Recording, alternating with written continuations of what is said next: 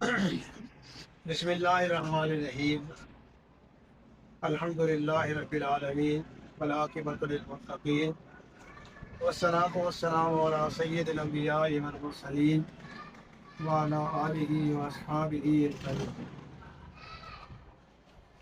محترم دوستوں، ساتھیوں، بھائیوں اور طبی علماء کرام، آج 22 جولائی 2026 جو آج ہمارا سبق ہے ٹیم انقلاب انسٹیٹیوٹ کراچی ظفر ٹاؤن میں، جو سبق پڑھنے لگے ہیں یہ تحقیقات الادبیہ استاد صابر رحمۃ اللہ علیہ کی مایا ناز کتاب ہے، اس کا نام ہے تحقیقات الادبیہ۔ آپ اگر ویڈیو سننے لگے ہیں تو برائے کرم یہ کتاب کھول کر اپنے سامنے رکھیے گا تاکہ آپ کو اچھی طرح کہی ہوئی بات سمجھ میں آئے۔ سبق کا مقصد یہ ہوتا ہے کہ جو آدمی سبق پڑھ رہا ہے تو اس کو پتہ ہونا چاہیے کہاں سے پڑھ رہا ہوں، یا صرف استاد کی باتیں سن رہا ہوں۔ اگر استاد کی باتیں سنے گا تو بھول جائے گا، لیکن اگر وہ یہ سنے گا تو استاد صاحب کہاں فرما رہے ہیں تو وہ جب اس کو جگہ یاد رہے گی نا، جب کبھی بھولے گا تو وہیں آ کے کھڑا ہو جائے گا کہ وہاں سے دیکھو، پھر میری بات سمجھ میں آئے گی۔ اس لیے کتاب کو سامنے رکھا جائے اور اس کو سامنے رکھ کر سنا جائے۔ سننے کے بعد جب اس کو پڑھا جائے گا تو پھر آپ کو اس سے فائدہ ہونا شروع ہو جائے گا۔ تو اس لیے جو ساتھی اس کو ویڈیو کو سن رہے ہیں بطور سبق، ان کو چاہیے کہ اس کتاب کو سامنے کھول کر رکھیں۔ آج ہمارا جو سبق ہے وہ صفحہ 175 پر ہے۔ صفحہ 175 پر استاد صابر رحمۃ اللہ علیہ مقویات کے بارے میں بحث کر رہے ہیں کہ مقوی کس کو کہتے ہیں، مقوی کا معنی کیا ہوتا ہے، مقوی کام کیا کرتی ہے، مقوی کے کام کرنے کا طریقہ کار کیا ہے، اور مقوی جو ہوتا ہے کن کے لیے ہوتی ہے، مقوی کن کے لیے ہوتی ہے۔ اب یہ استاد بتانا چاہ رہے ہیں مقویات جو بنائی جاتی ہیں کن کے لیے بنائی جاتی ہے۔ یہ بات بڑی قابل غور ہے استاد کی۔ ایک تو بندہ کہتا جی میں جی دردوں کی دوائی بناتا ہوں، بڑی مقوی بناتا ہوں، تب کوئی کہتا جناب میں یہ مقوی بناتا ہوں، پیٹ کے درد کے لیے مقوی بناتا ہوں زبردست۔ اب استاد کہہ رہے ہیں تو تم مقوی تو بنا رہے ہو، لیکن یہ تو بتاؤ مقوی کام کہاں کہاں کرتی ہے، وہ نہیں کوئی بھی بتانے کے لیے تیار ہوتا۔ تو اس لیے استاد صاحب رحمۃ اللہ علیہ فرماتے ہیں ہمارا جو مقصد ہے کتاب کا ذکر کرنے کا، مقویات کا اور اصطلاحی مقوی کا تذکرہ کرنے کا، اور مقوی یہ کام کرنے کا جو طریقہ ہے وہ جو ہم نے سارا سمجھایا ہے، وہ مقوی اعضائے ریسہ، مقوی اعضائے ریسہ کا، اعضائے ریسہ وہ ہیں جو اعضائے حیات ہیں، اعضائے زندگی ہیں، حیاتی اعضاء جنہیں کہتے ہیں، حیاتی اعضاء ہیں، یہ مقویات ان کے لیے۔ اب کہہ رہے ہیں کہ مقوی اعضائے ریسہ ایسی ادویہ اور اغذیہ جو اعضائے ریسہ دل، دماغ، جگر تینوں کے لیے بیعت مقوی ہیں، کے لیے مقوی ہیں۔ اچھا اب آپ یہ دیکھیے گا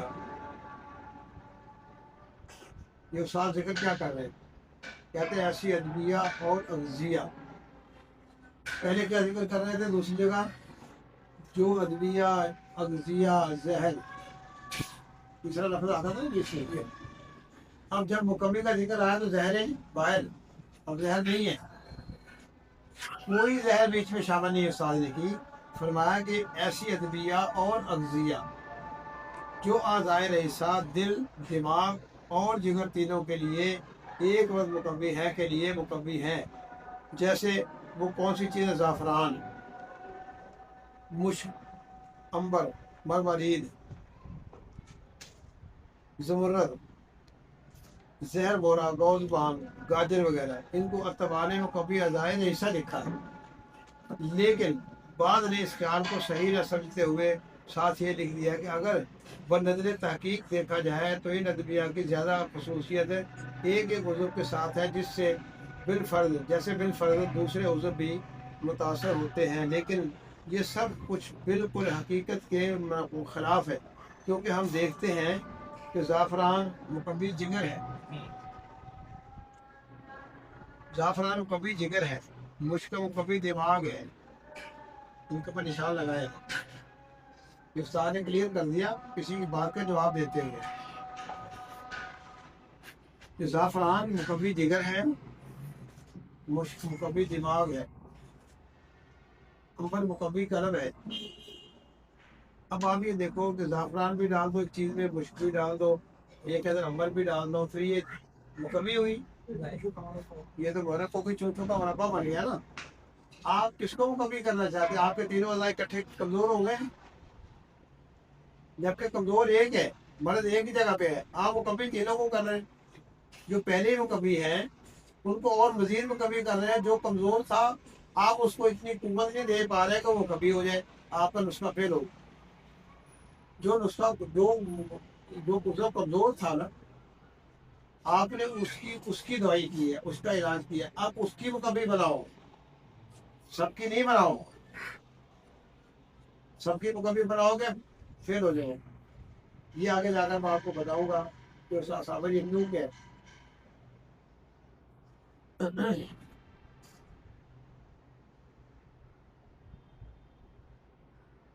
زعفران مقوی جگر ہے، مشک مقوی دماغ ہے، عنبر مقوی قلب ہے۔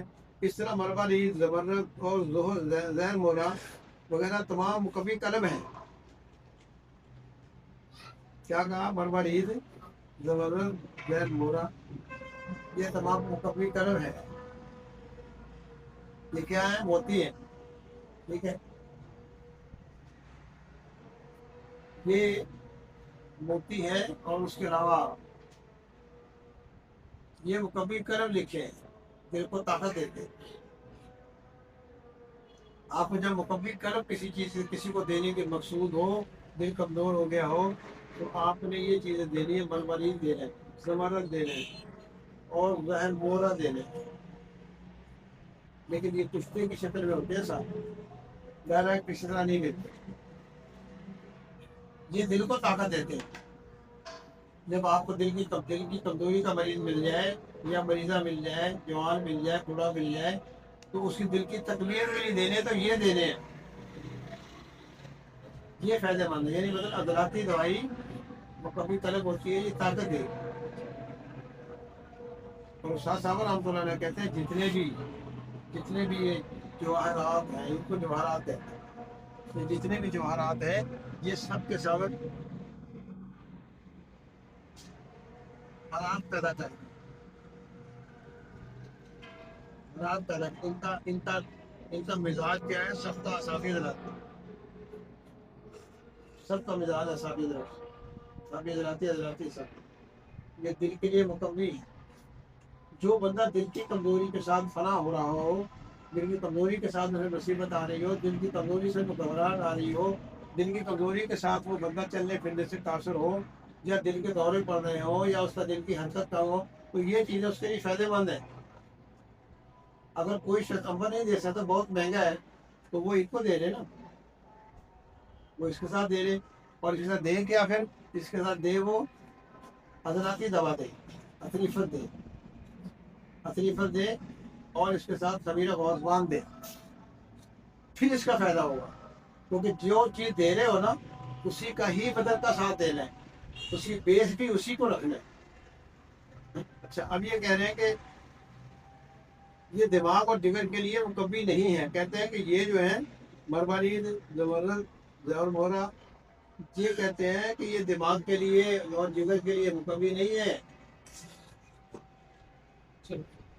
جیسا کہ روزانہ اتباع ان کو مقوی قلم استعمال کرتے ہیں، البتہ ان کو مفرح قلم دے سکتے ہیں، کہہ سکتے ہیں ان کو مفرح قلم دے سکتے ہیں، جس کی صورت صرف یہ ہو سکتی ہے کہ جگر میں تیزی ہو اور خون کی سربراہ کی زیادتی ہو، جس سے قلب میں تحلیل اور ذوق پیدا ہو رہا ہو۔ اس وقت گوزبان، گاجر، جو مقوی دماغ و اعصاب ہیں دوران خون کو دل سے کھینچ کر نہ صرف دماغ کی طرف کر دیتے ہیں بلکہ صفرا کو بے حد کم کر دیتے ہیں، جس سے مفرق قلب کی صورت پیدا ہو جاتی ہے۔ مفرق قلب کا مطلب کیا ہوتا ہے؟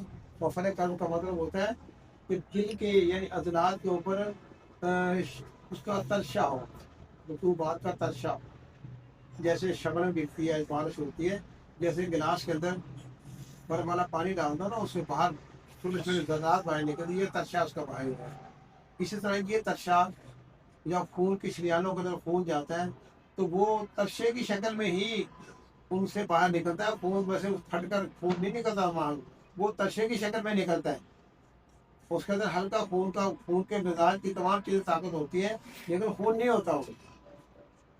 اگر وہ خون ہی وہاں پر سارا گرا دیتے ہو تو کبھی کوئی پسینے میں خون بھی نکلنا شروع ہو جائے، پھر وہ ترشا ہی ہوتا ہے شبنم کی طرح۔ یہ جو ترشا ہوتا ہے یہ جب عضلات کے اوپر زیادہ ہوگا تو پھر اس کو کیا کہیں گے؟ یہ مفرق قلب ہے، یہ جگر پر ترشا ہو رہا ہے، دل پر ترشا ہو رہا ہے۔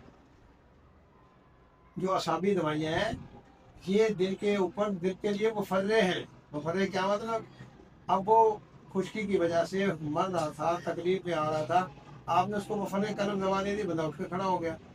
آپ کہیں کو دیکھو جی آپ اس کو ایسا کرو کہ اس کے دل کے اندر کمزوری ہے، اب کہہ دو دوسرے کمزوری ہے، اس کو پتہ نہیں ہے کمزوری کیا ہے، یا اس کا دل جو ہے یوں کر کے دھڑکے رہا، یہ اعتراض قلب ہے۔ کیا ہے اعتراض قلب؟ یوں۔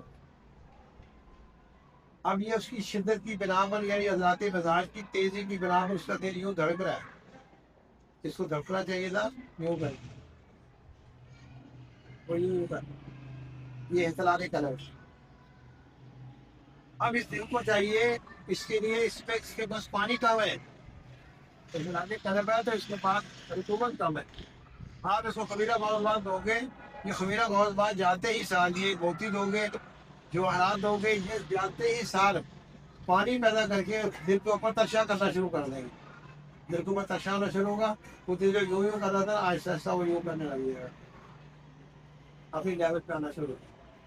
جو چیز دل کے اوپر عضلات کے اوپر ترشا کرے وہ مفرق قلب ہوتی ہے، ان کو مفرق قلب کو کہہ سکتے ہیں، مقوی قلب نہیں کہہ سکتے۔ مقوی قلب وہ ہوتی ہے جو وہ اس کی دی جائے، وہ اپنا جو دل جو ہے وہ خون کو اپنی طرف زیادہ جذب کرے۔ وہ جذب کب کرے گا؟ جب اس میں تحریک ہو۔ مفرق کی ضرورت کب ہوگی؟ جب اس میں تحریک شدید ہوگی، اس کو مفرق کی طرف پھر ہوگی۔ مفرق قلب اعصابی ہوتی ہے اور مقوی قلب عضلاتی ہوتی ہے، یاد رکھیں۔ مقوی میں مفرق میں فرق رکھنا ہے۔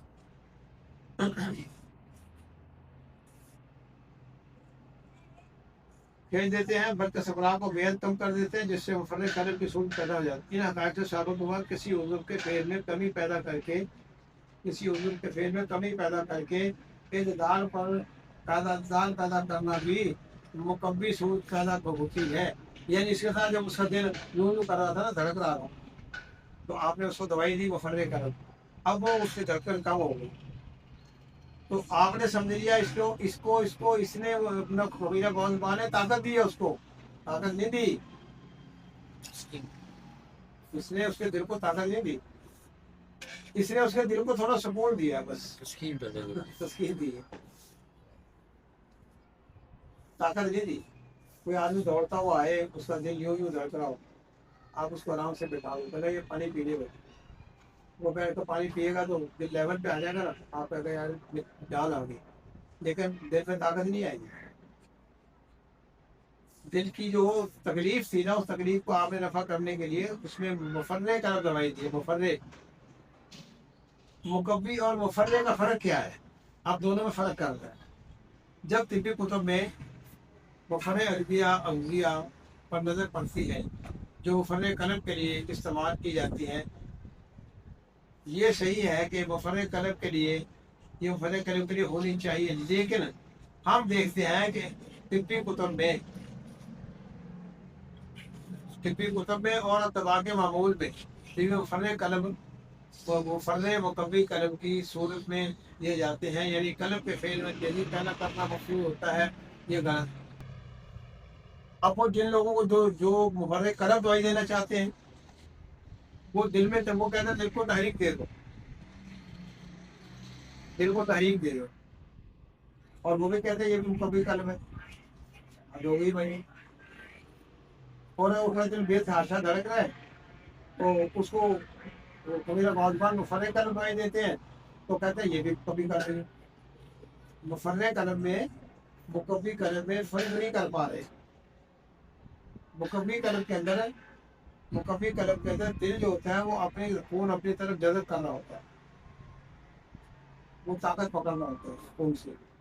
مفرد کے اندر وہ دھڑکتے ہوئے پریشان حال کو پر پانی کا ترشا کر رہا ہوتا ہے، یعنی اس میں تسکین پیدا کر رہا ہوتا ہے۔ مفرد دوائی دل میں تسکین پیدا کرتی ہے، فرق یہ ہے، مفرد دوائی دل میں تسکین پیدا کرتی ہے، مقوی دوائی دل میں تحریک پیدا کرتی ہے۔ یہ دونوں میں فرق ہے۔ جب دونوں میں فرق رکھو گے، دوائی فرق سے دو گے، پھر آپ کو پتہ چلے گا یہاں کون سی مقوی کام کرے گی۔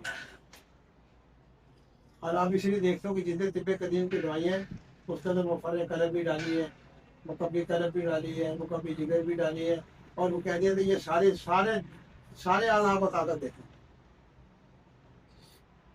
یہ ظلم ہے اپنے ساتھ بھی کہ دوائیوں کو بناتے وقت آپ نے اس کے مزاج کا خیال نہیں کیا، پیسے کا ضائع کیا، اور یہ مریض کے ساتھ بھی ظلم ہے، جس چیز کی ضرورت نہیں وہ بھی کھلا رہے ہو، جس چیز کے لگ بندے سے ضرورت نہیں ہے وہ کیوں کھلا رہے ہو؟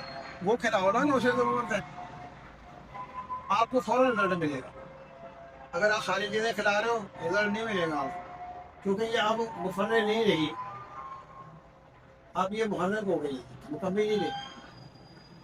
پہلے آپ نے مقوی کو محرک بنا دیا، اب آپ محرک میں اور مقوی میں فرق نہیں کر پا رہے، تو آپ کا علاج تو فیل ہو جائے گا نا۔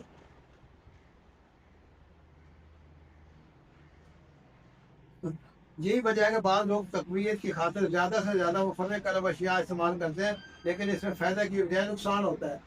وہ کہتے ہیں کہ لہٰذا اس کا دل جو ہے نا کمزور ہے بہت، تو لہٰذا اس کو آپ نے خمیرہ گوند بہت زیادہ کھلاؤ۔ اور جو خمیرہ گوند بہت زیادہ کھاتے ہیں کہتے ہیں کہ میرا دل پھر ڈوب رہا ہے، مجھے نزلہ ہو گیا، مجھے یہ ہو گیا، مجھے پھر اور نئی مصیبتوں میں شروع ہو جائے گا۔ اس لیے جب آپ نے دینا ہو مفرد قلب دوائی دینی ہو تو یا مقوی قلب دوائی دینی ہو تو آپ نے اس کو منتخب کرنا ہے، ایک مزاج کی ایک ہی عضو کے لیے دوائی رکھنی ہے۔ ساری دوائیاں کو مربع نہیں بنانی، مکس نہیں کرنی۔ مکس کرنے کے بعد وہ مقوی نہیں رہتی، وہ ہو جاتی ہے پھر محرک۔ جب محرک ہو جاتی ہے وہ وقتی طور پر تحریک دیتی ہے، پھر نکل جاتی ہے، بندہ اس سے پہلے سے بھی نقصان میں چلا جاتا ہے۔ اس حقیقت سے یہ امر ذہن نشین کر لے، دل و دماغ اور جگر تینوں کے لیے مقوی اغذیہ جدا جدا ہے۔ یہ اس کے اوپر نشان لگا لے، اس ٹائم اس حقیقت سے یہ امر ذہن نشین کر لیں، دل دماغ جگر تینوں کے لیے مقوی ادویہ اور اغذیہ جدا جدا علیحدہ علیحدہ ہے۔ ہر ایک دوا و غذا تینوں اعضائے اجزاء کے لیے کبھی مقوی نہیں ہو سکتے۔ یہ بھی تو قانون قانون بن گیا نا، یہ قانون ہو گیا۔ کوئی ایک دوا غذا تینوں اعضائے اجزاء کے لیے کبھی مقوی نہیں ہو سکتی۔ پھر مختلف ادویہ اور اغذیہ کو بیک وقت مقوی اعضائے اجزاء سمجھتے ہوئے ایک نسخہ میں بھر دینا صرف علم فن سے نہ واقفی بلکہ ظلم ہے، یعنی وہ طب نہیں جانتا، جو کہتا ہے یہ بھی ڈال دو، جو کہتا ہے یہ بھی ڈال دو، جو کہتا ہے یہ بھی ڈال دو۔ کیا جی میں نے پیسے بہت لیے، 50,000 روپے لیے، مریض سے اس کو کچھ تو ڈال کے دوں گے نا۔ یہ اپنی طرف سے ایمانداری کر رہا ہے۔ پہلے تو نے بےایمانی کر لی نا، ایک بےایمانی کر لی، تو اس سے پیسے اتنے لے لیے، پہلے تو نے بےایمانی کری، اب ایمانداری کیسے کرے گا تو بتا۔ جو بندہ بے ایمان ہو وہ بعد میں ایماندار ہو سکتا ہے؟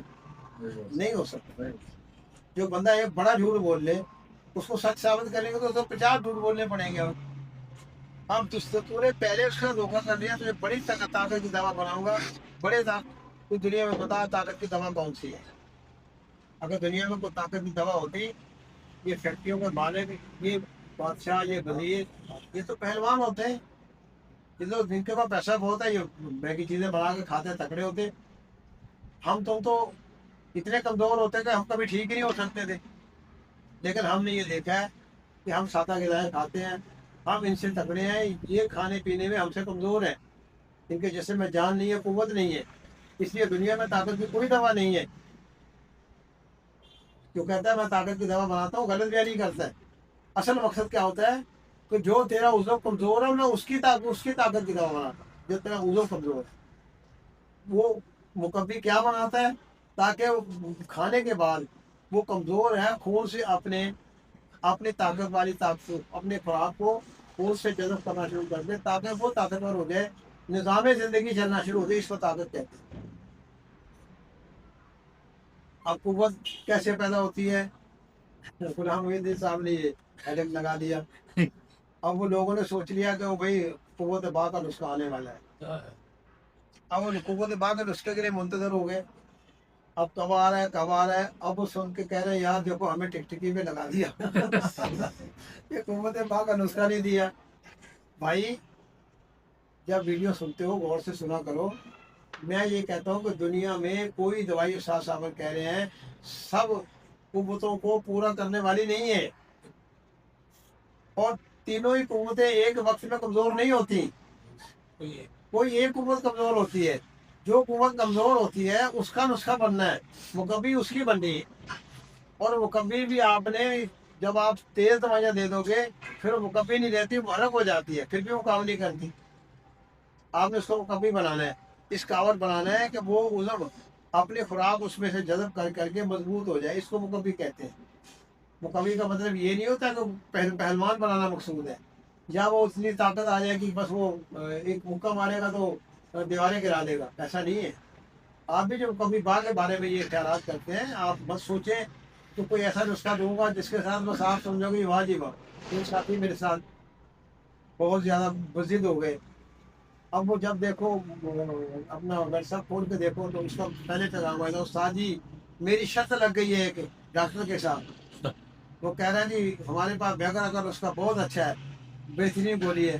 کہنے لگا میں نے اس سے کہہ دیا کہ ہمارے استاد صاحب جو ہے نا وہ اس سے بھی بڑا نسخہ بنا سکتے ہیں، تو آپ مجھے کوئی ایسی چیز، مقصد کیا تھا کہ مجھے گرمی دلا کے تاکہ میں اس کے مقابلے کی کہوں نہیں نہیں میں بھی کرتا ہوں، میں بھی کوئی نسخہ لکھ دوں۔ اس نے میری جان نہیں چھوڑی۔ میں نے آپ سے کہا دیکھو یار بات یہ ہے کہ یہ نظریہ مرتضیٰ یہ نسخوں کا نام نہیں ہے، یہ تو تشخیص کا نام ہے۔ تشخیص صحیح کر، تجویز صحیح کر، بندہ ٹھیک ہو جائے گا۔ تو بات سمجھنے کی کوشش کر، تو میرے کو اس لائن پہ لگا رہا ہے، میرے پاس ایسے کوئی نسخے نہیں ہے کہ میں تیرے کو بتا دوں گا تو میگرا سے بھی آگے نکل جائے۔ وہ بڑی مشکل سے اسے جان چھوڑائی۔ میں نے کہا بھائی تو میرے سے نسخے دوستوں کے لیے واٹس ایپ بنایا تو نے، میرے پاس اتنا ٹائم نہیں ہے۔ اللہ کے بندوں تھوڑا خیال کیا کرو، جو سبق یہاں سبق پڑھا رہے ہیں وہ نسخے نہیں مار رہے، سبق پڑھاتے ہوئے کو درمیان میں نسخہ آ جاتا ہے تو میں ذکر کر دیتا ہوں، اور اگر میں نسخے ہی تقسیم کرنا چاہوں تو نسخے تو کتابیں بھری پڑی ہیں، پڑھ لو جا کے وہاں پر۔ میں تو تمہیں یہ بتا رہا ہوں کہ وہ نسخے استعمال کس طرح کرنے ہیں، آپ کو تشخیص سکھا رہا ہوں۔ آپ تو میرے سے تشخیص سیکھو، میری ویڈیو سن کر یہ تمنا رکھو کہ میں آپ کو تشخیص سکھا رہا ہوں، مریض دیکھنا سکھا رہا ہوں، مریض کی مرض سمجھنا سکھا رہا ہوں، مریض کو صحیح کرنے کا طریقہ بتا رہا ہوں، بس یہ سمجھیں آپ، یہ استاد صاحب کا مشن ہے۔ باقی یہ مت سمجھو کہ میں آپ کو حکومت پہ دوا بنا کے دوں بس کمال ہو جائے، یہ نہیں ہو سکتا۔ یہ قوت کی جو دوائیاں ہیں یہ ابھی استاد صاحب کہہ رہے ہیں کہ ہر دوائی ہر عضو کے لیے وہ کبھی نہیں ہوتی۔ اب میں کیا کروں؟ اب آپ ہی بتاؤ کہ کیا میں ایک دوائی بنا کے ہر عضو کے لیے وہ کبھی بنا دوں؟ تم وہاں بیٹھے ہو کسی کو دوائی دے رہے ہو، کسی کا دل کمزور ہے تو میں اس کو آسانی دوائی بنا کے دے رہا ہوں تو اس کو فائدہ ہو جائے گا۔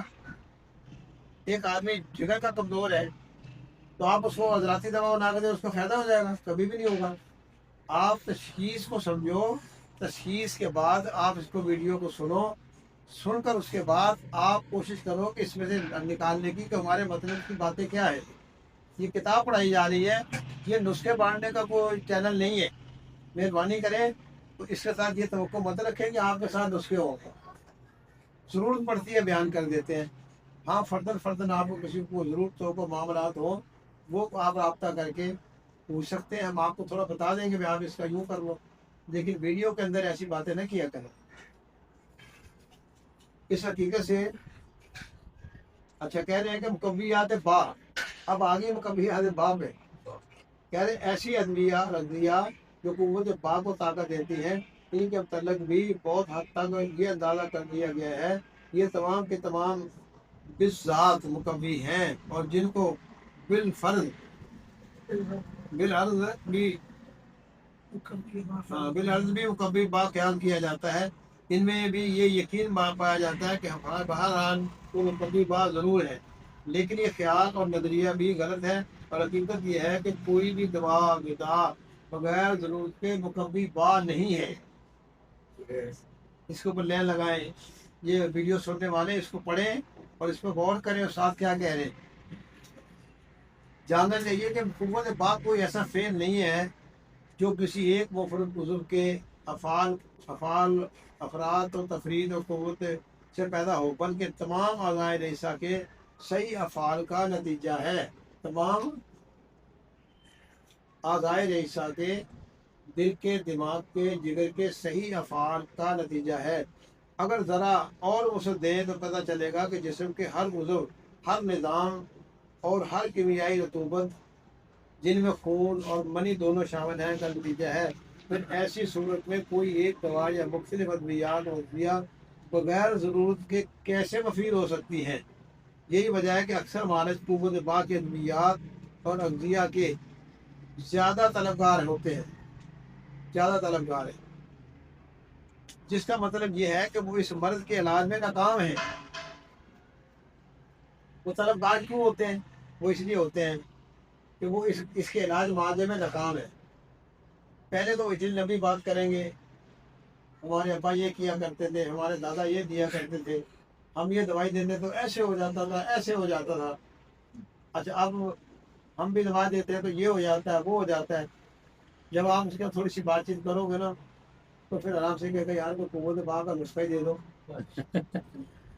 पहले वो इतना वो कान खा रहे हैं कि भाई समझ रहे हैं कि ये समझें कि ये बहुत बड़े हकीम के साथ मेरा वास्ता पड़ा है। वो इस तरह से गुफ्तगू कर रहा था जैसे किसी मरीज से कर रहा है, क्योंकि मरीज को इतनी लंबी बातें नहीं सुनाएगा तो वो पैसे तो नहीं देगा ना। तो ये तो तबीब के सामने बैठा हुआ है, जब तबीब को तो सवाल करेगा फिर तो भगने जाएगा मैं क्या करूँ। तो फिर आराम से बाद में कहता अच्छा यार माशाल्लाह आप भी बड़े अच्छे तबीब है, हम कोई तो बात का नुस्खा ही दे दूँ। ये हालत है।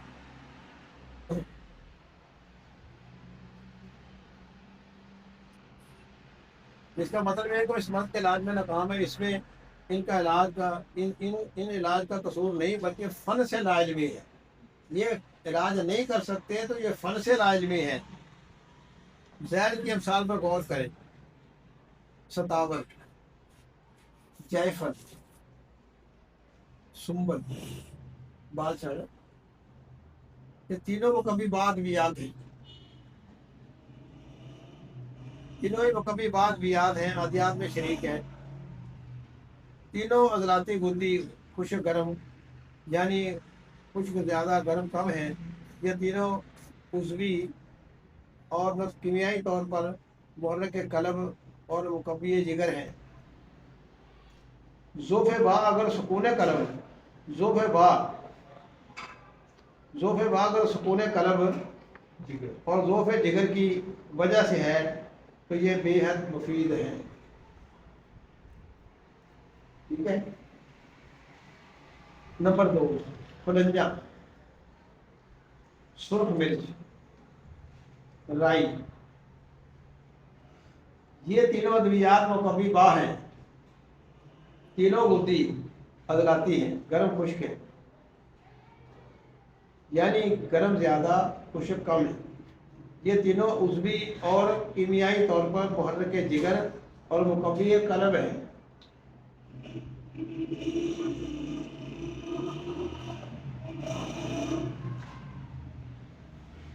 यानी गर्म ज़्यादा खुश्क कम, ये तीनों उज़वी ये बोले कि जिगर मुकव्वी कल्ब है। ذوف با اگر سکون قلب اور ذوف جگر کی وجہ سے ہو تو یہ تریاق کا حکم رکھتی ہیں. نمبر 3 زنجبیل سونٹ. ٹھیک ہے، زنجبیل، فلفل دراز اور فلفل سیاہ، یہ تینوں مقوی با ہیں. تینوں میں مقوی با ہیں، تینوں گدی اصابی ہیں، گرم تارے ہیں، یعنی گرم زیادہ تر کم ہے. یہ تینوں عضوی اور کیمیاوی طور پر محرک جگر و مقوی اعصاب ہیں. ذوف باغ اور سکون جگر اور ذوف اعصاب کی وجہ سے ہو تو یہ بے حد مفید ہے. نمبر 4 بھنگ، کنیر اور نک شکنی، یہ 3 ہیں. یہ تینوں بھی مقوی با ادویات میں شریک ہیں. یہ اعصابی غدی ہے، یہ اعصابی غدی ہے، یعنی ان میں رطوبت پیدا کرنے کی قوت زیادہ ہے اور حرارت برائے نام پیدا ہوتی ہے. اصل انہی ادویات، ایسی ادویات ذوف با پیدا کرتی ہیں. ساتھ کہہ رہے ہیں ایسی ادویات ذوف با پیدا کرتی ہیں. اعصابی دوائیاں ذوف با پیدا کرتی ہیں. کوئی آدمی اگر یہ دیکھو ان چیزوں کو استعمال بھنگ کرتا ہے، کنیر استعمال کرتا ہے، نک شکنی ہے، وہ کہہ رہا ہے یہ اعصابی غدی دوائیاں یہی ہیں ذوف با کے لیے. وہ تو مردانہ سے کمزور ہو جاتا ہے.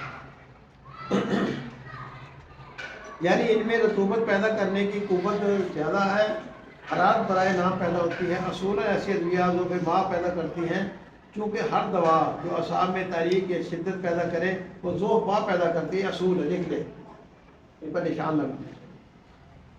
ایسی ادویات ذوف با پیدا کرتے ہیں، بلکہ ہر دوا جو اعصاب میں تحریک یا شدت پیدا کرے وہ ذوف با پیدا کرتی ہے. لکھنے سال کا، مگر طبی کتب میں اس قبیل سے بھی بہت ہی ادویہ مقوی با درج ہے. وہ کہتا ہے یہ بھی مقوی با ہے، بہت کتابوں میں لکھا ہے یہ بھی مقوی با ہے.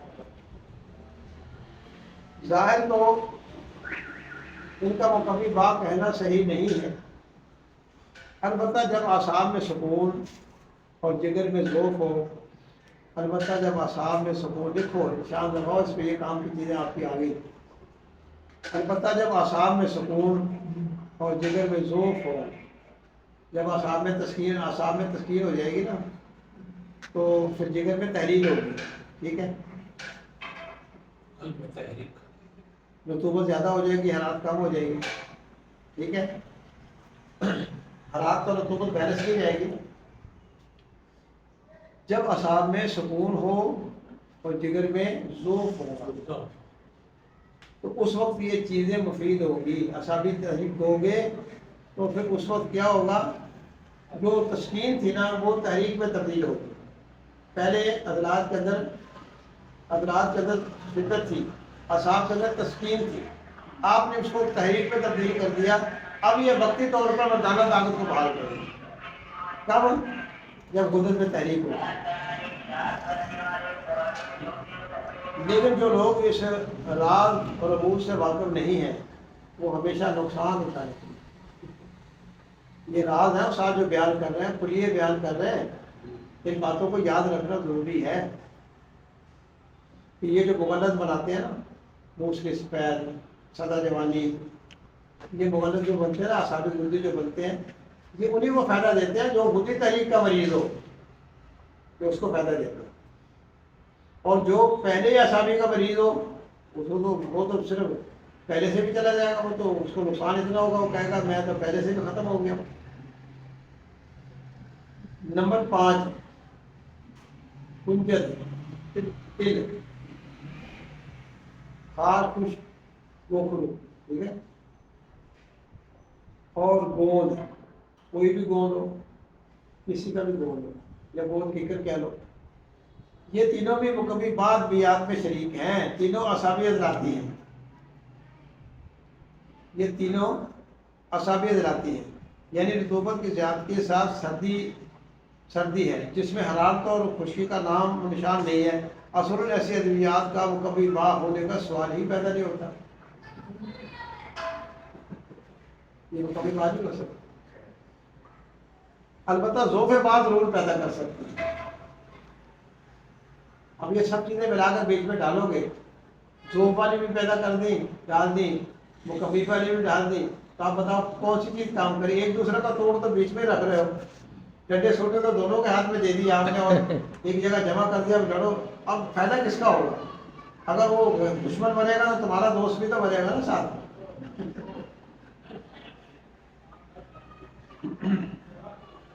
بات ضرور پیدا اس پہ نشان لگا، مگر حیرت ہے کہ یہ ادویات صورت ازال یا زیادہ سے زیادہ جریان میں استعمال ہو سکتی ہیں۔ اب اس کو صورت ازال ہوگی تو یہ چیزیں دو گے تو آپ کے لیے تیار کا کام کریں گے، کیوں؟ بدھی طریقے سے صورت ازال ہو رہی ہے، آپ نے اس کی سوزش کو، غدد کی سوزش کو دور کرنے کے لیے یہ ادویات اعصابی دینی ہے، تو جب اس کو صورت ازال ختم ہوگی تو جوان ہو جائے گا نا وہ، بس یہ کام کریں گے۔ آپ اس وقت تک کام کریں گے جب تک جو آپ کو غدد میں سوزش ہے، جب سوزش ختم ہو جائے گی پھر یہ اپنا نقصان شروع کر دیں گے، بات سوزش ہٹ گئی نا، اب آپ اس کو مسلسل کھاتے رہو پھر اپنا نقصان شروع کر دیں گے، پھر تو یار یہ دوائی پہلے کام کر رہی تھی لیکن پتہ نہیں آپ کیا وجہ، آپ تو یہ کام ہی نہیں کرتی، کام اس لیے نہیں کرتی، یہ اپنا کام تو کر رہی ہے، لوگ باپ پیدا کرنا وہ تو کر رہی ہے، یہ تجھے کس نے کہا کام نہیں کر رہی؟ وہ سوزش ختم ہو گیا صاحب کی، اب یہ اکثر اپنا کام، اصلی کام جو تھا اس کا وہ شروع ہو گیا۔ مگر حیرت یہ ہے کہ یہ ضرور یہ ادویات صورت ازال یا زیادہ سے زیادہ جریان میں استعمال ہو سکتی ہیں، اگر اس کے سیاح سے مکمل بار استعمال کی گئی تو اندازہ لگایا جا سکتا ہے کہ ایک مبتدی ان ادویات کو کس طرح مکمل بار استعمال کر سکتا ہے۔ نمبر 6، فولاد، اسپند، ہرمن اور کیوا۔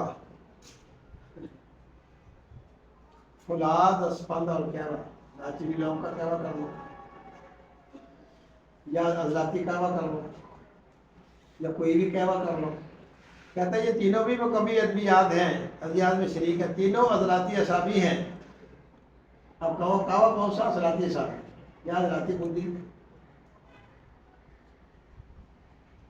یعنی سردی کی شدت سے رطوبات خشک ہو گئی ہیں، پورا ان میں سردی کی شدت ہے، البتہ حکمان انتہائی خشک سردی میں حرارت کی ابتدا کی ہے۔ بہرحال خشک سرد مزاج میں اگر گرمی نہ ہو تو بھی خشکی کی شدت ہوتی ہے جو بلغم کی رطوبت خشک کر دیتی ہے، جس سے حرارت پیدا ہوتی ہے، جیسے گیلی لکڑی میں رطوبت خشک ہو جائے تو آگ بڑک اٹھتی ہے۔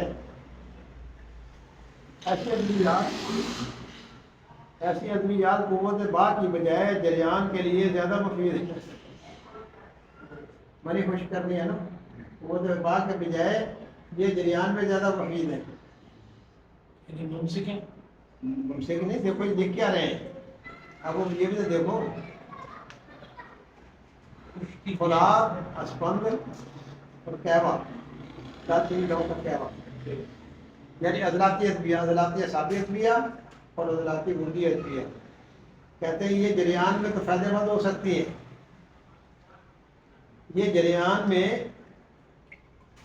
جس سے حرارت پیدا ہوتی ہے، ایسی ادویہ قوت باغ کی بجائے جریان کے لیے زیادہ مفید ہے۔ اگر ضعف باغ کا سبب جریان ہو تو ان کے مفید ہونے میں کوئی شک نہیں، ورنہ ایسی ادویات کے استعمال سے قوت باغ میں خاطر خواہ فائدہ حاصل نہیں ہوتا۔ قانون دیکھو استاد کے قانون کیسے استاد بتا رہے ہیں۔ اب اگر کوئی شخص کہے کہ ہمیں قوت کی دوا بتا دو، میں کیا کروں؟ آپ اپنے مریض کو تو دیکھو اس کی حالت کیا ہے۔ یہ ہیں مکمل ادویات کے اسرار اور امور جو ہم نے مختصر طور پر بیان کیے ہیں، جس میں صرف تین ادویات مثال کے طور پر بیان کر دی ہیں، ورنہ مکمل ادویات کے علاوہ زہر بھی شریک ہیں۔ اب آگے استاد زہر کی طرف، ورنہ مکمل ادویات کے علاوہ زہر بھی شریک ہیں، جیسے کچلا، سینکھیا، پارا اور بلادر وغیرہ، جو مختلف طریق میں دیے جانے چاہیے، مگر ہم کو اکثر ایک ہی نسخے میں نظر آتے ہیں، اتنا بھی ڈال دیا، سیکیا بھی ڈال دیا، پارا بھی ڈال دیا، بلادر بھی ڈال دیا، ایک ہی نسخے میں سارے نظر آتے ہیں۔ اسی طرح اغذیہ میں بھی آم، اخروٹ، بادام، پیدا مرغ، چنا، خرما، گاجر، مغز پستہ، مغز چلگوزہ، دیگر مغزیات وغیرہ، یہ سب کبھی بعض اغذیہ میں شریک ہیں، لیکن یہ سب کے مختلف مقام ہیں۔ لیکن افسوس ان کے استعمال میں کوئی احتیاط نہیں کیا جا سکتا تھا۔ یہ مثال کے طور پر پیش کیے گئے ہیں، ورنہ طبی کتب مکبی دماغ، مکبی قلب، مکبی جگر، مکبی جہال، مکبی خون، مکبی بصر، مکبی دندہ، مکبی میدا اور مکبی امعاء، مکبی مثانہ وغیرہ سے بھری پڑی ہے۔ یہ ایک ایسا فس و فاش ہے، ایسا کوڑا ہے۔ فس و فاش کس کو کہتے ہیں؟ کوڑے کا جھاڑو لگایا جائے نا کمرے میں، وہاں کچرا تنکے ادھر ادھر اکٹھے کیے جاتے ہیں تاکہ ان کو کسی کچرے میں جا کے ڈال دیں۔ یہ کہتے ہیں کہ یہ ایسے فس و فاش ہے، جب تک ان کو دور نہ کیا جائے طب یونانی کی صحیح صورت کا نظر آنا مشکل ہے۔ جناب حکیم قاضی نور احمد صاحب، جو ہمارے پرانے محب اور تقریباً 35-40 سالوں کے ساتھی ہیں، گزشتہ دنوں ملنے کے لیے تشریف لائے اور فرمانے لگے کہ آپ نے اصطلاحات طبیہ کی تشریحات جن مفید اور مؤثر انداز میں کی ہیں، گزشتہ ہزاروں سالوں کی کتب میں لکھی نظر نہیں آتی۔ ان کو پڑھ کر دل بہت خوش ہو گیا اور بہت ساری غلط فہمیاں دور ہو گئی ہیں۔ اس طرح دیگر اصطلاحات کی تشریحات کر دی جائیں تو علم و فن طب بہت آسان ہو جائے گا، کیونکہ علم و فن طب کو اصطلاحات کے بغیر ذہن نشین کرنا نہ صرف مشکل ہے بلکہ ناممکن بھی۔ ساتھ ہی انہوں نے کہا کہ مکبی کی طرح اکسیر اور تریاق کے بارے میں بھی حکماء اور اتباع میں بہت سی غلط فہمیاں پائی جاتی ہیں، ان کی تشریح بھی انتہائی ضروری ہے۔ میں نے جواب دیا کہ ان کو کتاب تحقیقات فاطمہ کوفیہ تحقیقات فاطمہ کوفیہ میں بیان کر دیا گیا ہے۔ انہوں نے فرمایا کہ وہ اشارات ہیں، تشریح کی ضرورت ہے۔ میں نے جواباً کہا مکمل تشریح و امثال کے ساتھ ہی جائے بے حد باعث طوالت ہوگی، البتہ بعض پہلوؤں پر روشنی ڈال دی جائے گی۔ سو اکسیر اور تریاق کی حقیقت درج ذیل ہے۔ سبحان ربک رب العزۃ عما یصفون وسلام علی المرسلین والحمد للہ رب العالمین۔